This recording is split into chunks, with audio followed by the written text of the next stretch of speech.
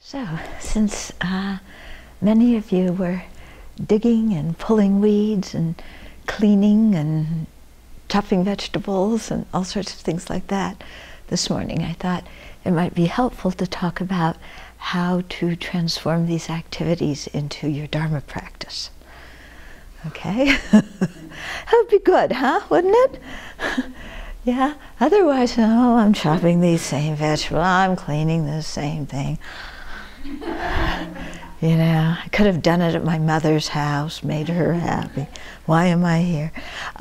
No, these activities, you know, because we're always doing things in our daily life, aren't we? You know, and we always have to do practical activities. We have a body, we have to take care of our environment and, you know, the environment that sustains our body and everything like that.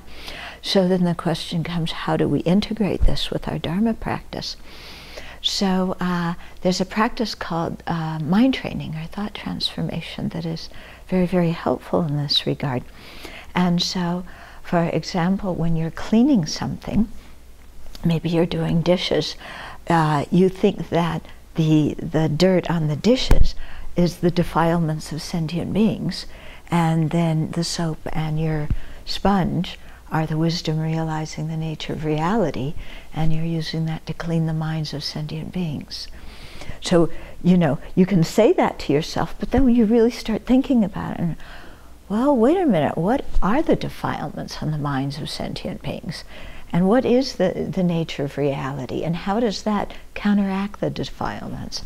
So, you know, it can lead you into a whole thought process of understanding the Buddha's teachings. Or when you're pulling out the weeds in the garden, okay, then you can think you're pulling out the negative karma and the afflictions from the minds of sentient beings. So then you can think of all the people that are afflicted, let's say, by anger or jealousy or resentment or depression or anxiety or fear, whatever it is, and think that you are removing that from them. Yeah? So that leads you into a whole other way of thinking of, well, how in the world can I remove the afflictions in the minds of other sentient beings when my mind is just as berserky? You know? And then it becomes obvious, well, okay, I have to work on my own mind first, and how do I do that? And what are the antidotes to these different afflictions? So it leads you into, you know, a whole way of thinking about the Dharma. Yeah? So similarly, you know, when you were washing windows this morning, you can think that you're cleaning the clear light nature of mind, you know, the mind which is clear light by nature of sentient beings, you know, and all the dirt that's around it that clouds it, you know, that prevents us from seeing our clear light nature. Think, oh, I'm cleaning that from the minds of sentient beings. And so in this way, cultivating compassion, cultivating care and concern and love for others. You know?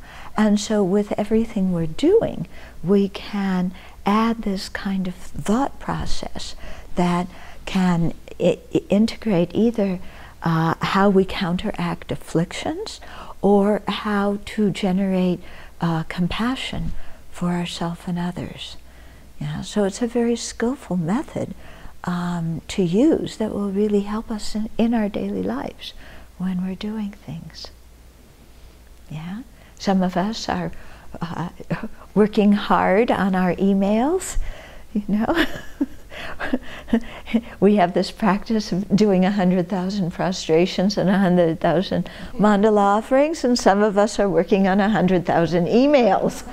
Okay, so, you know, you can see it as a purification practice, and, you know, you're writing and thanking sponsors, and so, wow, what an opportunity to share some joy and delight with others and to give them some happiness in their day.